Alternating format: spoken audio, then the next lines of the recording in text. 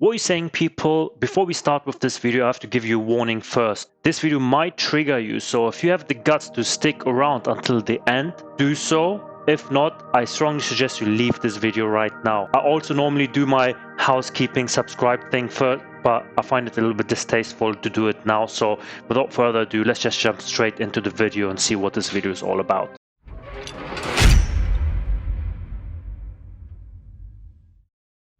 Hi, my name is Lia, and in this video I'm going to tell you my story. Before I start this new chapter of my life, I want to clean the slate and get things off my shoulders. I feel like I owe that to myself, to those who love me, and to those who have supported me over the years. My story has been misconstrued, exploited, sensationalized, but now I'm taking my narrative back and I'm going to tell you my story. Okay, it starts very serious, so I have to make a disclaimer here. I don't know Lia, I've never heard of her before, and I thought it's a subject that unfortunately is not brought up often enough. If I say something that might not be entirely factual about her, forgive me, because again, I don't know her. I'm just doing my part here. I just want to warn the viewers that some of the topics I'm going to speak about can be quite dark and might be triggering for some viewers. I've always had a passion for life and a taste for freedom. When I was 17, I moved to Los Angeles alone to pursue my career. I worked hard and focused on my passions, but I was living in a whole other world when the sun went down. I was drinking, using drugs, and partying almost every night. My lifestyle became more dangerous as the years passed. I was truly on a collision course. Life isn't always easy, I just never knew it could be so hard. I could count on my fingers. Well, whenever there's alcohol and drugs involved and you're young, you can't expect life to be Teletubby land. Of course, it's going to be hard on you. Stay away from alcohol and drugs. Don't do alcohol and drugs. The amount of people I could trust, but I was young and naive. I was in a relationship with someone who I thought I loved, but even that changed when he put his hands on me and strangled me. I was so young, I didn't know what to do or how to speak up, so I stayed quiet. I don't think I ever told anyone. There was pain and loneliness in my life that not even drugs could fix, so when I was 18, I had my first suicide attempt. I was taken to the hospital, and then I went back home to San Diego. I got back on my feet after some months of group therapy with other kids who felt the same as me. What has happened with this society? What has happened with this world? At this age, you're seriously thinking to end it all? All the beautiful things that might still be waiting for you? Family, children, memories that you can create for yourselves, experiences that you can gain, and you think, no, this is it? Something serious must have happened. Eventually, I went back to LA because I booked a role in a series. It didn't take long to fall back into my crazy lifestyle and dangerous path. I tried my best to keep all that was going on in my private life hidden, but it was getting harder and harder. This story is so hard to tell because I have so many beautiful memories, but the other half of me was finding life so painful and overwhelming. When I was 19, I was signed to Capitol Records. I partied, I filmed, I drank until I blacked out. I made music, I smoked weed past my boundaries. I wrote poetry, I experimented with drugs and love, but I worked hard for what I wanted. One thing that I need to note here is every time someone is getting involved in that sort of lifestyle, there is never a good ending when there's alcohol, drugs involved. Stay away. I've never heard of anyone super hyper successful from when they become successful till the last day of their lives, but constantly being on drugs and alcohol. It doesn't exist. It doesn't make you rich. It doesn't make you successful. It doesn't make you happy. Stay away from it because it's the devil. It will cause your downfall. It doesn't matter where you are, this will drag you even further down. Then again, who knows what they want when they're just 19 years old. When my song DNA came out, and I had felt like I had finally told an honest and true story of my life, I was able to truly connect with people all over the world. My career was moving in the right direction, but I was losing control. When I was 20, I got into a car accident, and I'm lucky to be alive. It was a scary moment that should have changed the way I was living, but I still didn't get the message. After that, I started to feel strange mentally and would feel very depressed and have so much anxiety. I don't know if the car accident trauma correlates with how I was feeling, but it was immediately after that life started to change drastically. I tried to focus on my music, making art and films, but it finally became too much and I was ending up in hospitals due to my poor mental health. The worst part was spending time in psychiatric wards due to falling into drug-induced psychosis. Drug-induced psychosis, for those of you that don't know, is awful. Your reality warps, you can hallucinate for days, weeks, and sometimes for the rest of your life. You can hear voices and they can tell you to do things to yourself or others that you don't want to do. Crazy. I felt lost and Absolutely alone. crazy. When I was 21, I got out of rehab for the first time. I left LA and moved to Ocean Beach, San Diego. You know, the one thing that just popped into my mind, and again, I don't know nothing about her, right? Absolutely nothing. What her relationship is with her family, friends, mother, parents, if she has them, not has them. I've got no clue who she is. But for a 17-year-old to move alone to another continent and the parents being okay with it, in my humble opinion, they are to blame to a certain extent. Yes, you make your individual choices, you do your own thing, you know, your parents can't always protect you because the moment you step outside of your house, you're outside of the protection of your parents, right? So you're left to your own devices, basically. So you have to have a certain level of intelligence and self-control to not get onto the wrong path. If they allowed you to leave at the age of 17, get drunk, alcohol, not checked on you, didn't notice the changes on you, I think they are partially to blame as well here. I lived near the water so I could hear the waves crashing when I woke up and went to sleep. Before I knew it, I had relapsed, and I stayed that way. I thought I had fallen in love again, but in reality it was much worse. He became abusive in every sense of the word. He would physically abuse me until I had bruises on my neck from strangulation and bruises on my body. He took advantage of the money I had made. Verbally, he would take his anger out on me, and mentally and psychologically, I was driven into what felt like insanity. I was calling the police because it was so bad, but I decided I didn't want to press charges because I was too afraid of him. During this time, I received a call and was told that Capitol Records was dropping me and my managers were no longer working with me. All the work I had put in over the years had fallen to pieces and nobody wanted anything to do with me. Now it's 2019 and I had gone off the deep end. I didn't understand why my abuser wouldn't leave my life and why I would always take him back in after what he did to me. It was an endless cycle. When I was alone, which was quite a lot, I began making Instagram lives while I was drunk and high, and how I acted was the downfall of all I had worked for in my life. All it was a cry for help, and people did try to help, but nobody knew I was being abused, and my story got twisted, and I was still all alone. During this time, I was going out a lot and getting into a lot of trouble to the point where I had the cops called on me more than once. But there must be somebody out there that feels responsible for you in a way.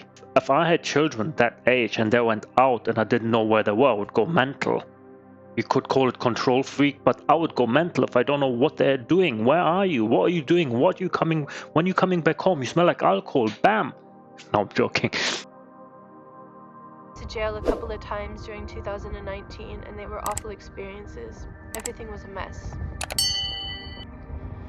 I reached a point where I just couldn't take it anymore, so I decided to try and get sober again and lived in a sober living for 5 months.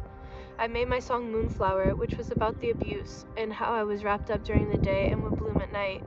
I hoped someone would hear the lyrics and possibly understand what was going on with me, and maybe it would help them too.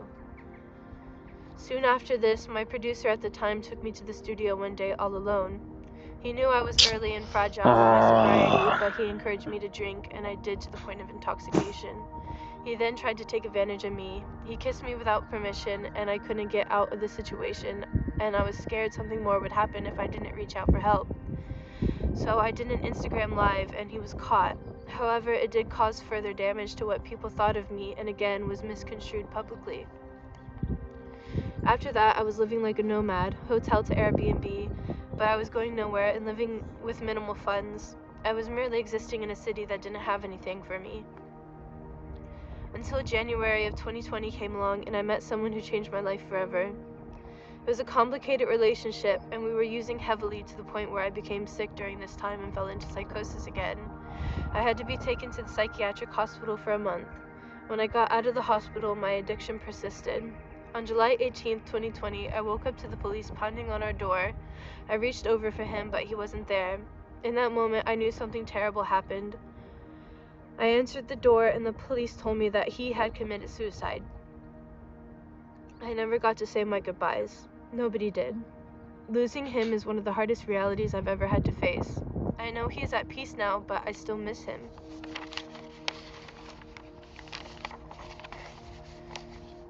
When he passed, I blacked out for a few days. When I woke up, I was in a rehab facility, but I ended up in the hospital shortly after. I then went to 2 more rehabs that kicked me out because of my reckless behavior. I was outside of a rehab on the street with a suitcase and I had nowhere to go, so I called my Sorry friend from Charlotte. a bit quiet, She but came let me just listen to immediately this and brought I me will to make her a comment at the apartment where end. her family lived with her. Charlotte said, "You're going to live with us and I'm going to get you sober." So I did live with them in the apartment. I thought it was the kindest thing anyone had done for me in a long time. I slept on her couch and I loved being surrounded by so much love. I was sober, but I relapsed periodically, but I was always forgiven and given support and another chance. I'm so blessed for that chapter in my life, and it truly saved my life and gave me a foundation to grow again. I really can't believe I'm still here on this planet, alive and coherent. I've had a lot of people tell me, "I'm glad that you're alive," because the way I was living I shouldn't be, but I'm happy I am. I tried almost every single drug you can think of and lost everything I had. I've been to jail, psych wards, and rehabs. I've slept on the street, and now I can tell you that the one thing that saved me was love, real love. That's why I'm here, because love is so powerful. Love is the reason I'm alive. Now, as I come to the end of my story, I want you to know that it's not the end, but the beginning of something beautiful. I met someone special. His name is Charlie, and I am happily in love. We decided to move to England to a quaint town with lots of land. I paint a lot, I make music, I write, and I'm sober. So far it's 10 months, and I hope to get a year. I've never felt so free. I have my first new song out in a while on Friday, and I'm excited to be doing what I love again. Life is a journey filled with dreams and mystery. I'm at a point now where I can say everything happens for a reason, and I'm so happy to be alive today to tell you my story. Whatever path you're on, I hope it's a beautiful one, and if you aren't happy where you are, don't be afraid to ask for help and change directions. I just wanted to tell my story and maybe be understood a little more. I know that hurt people, and I'm sorry if I have hurt anyone on this journey. It was never my intention. I'm so grateful for my friends and family who have helped me throughout the years, and I want to say thank you for being there through everything. To my fans, I want to thank you for taking the time to listen. Okay, maybe she has some family who helped her a little bit get out of this. So again, I don't know nothing about her, but I would just say like there might be, if you see someone slipping up like this, just be a little bit more involved because they really need you. And it might be difficult to get through to them because they might say like, "Hey, I'm fine, I'm good." You know what good is and bad is, hopefully, as a parent because of your life experiences, and say, "Okay, you are far from good." Be persistent. Don't let them just slip further into this hole of addiction and abuse and everything else. Because the moment you're addicted, it's a hole. You just keep sinking and sinking and sinking. And at this time, you are the most vulnerable. There are predators out there who take advantage of this. Listen, thank you for caring. In the description, I'm going to leave some links and numbers and resources for anybody I'll copy them who and is put them in this struggling with any of description the as well. topics I spoke about. Be strong and don't be afraid to ask for help. All my love, Lia. So that was this. It's a sad story, but there are certain red flags that pop up very early on. The problem nowadays, I feel, is that people just jump onto adventures without actually thinking it through. I want to go there. Boom, done. You don't know nothing about the culture, nothing about the people, nothing about what could happen to you, blah, blah, blah, blah, blah, blah. And you just jump into it. It's like jumping off a plane without having a parachute or even tested the parachute, you know? Like, this is mental to me. And maybe that's just me because I'm a perfectionist, you know, and I am an overthinker. So I think about things maybe sometimes too much, but there needs to be a balance, right? You're 16 or 17. You move to a different continent alone, without your parents. You've got no life experience. The people are completely different, you know. You are within an industry that is very prone to abuse, alcoholism, drugs abuse, etc., right? To me, these are 500 red flags. So as a parent, I'll be like, first of all, no, you can try here.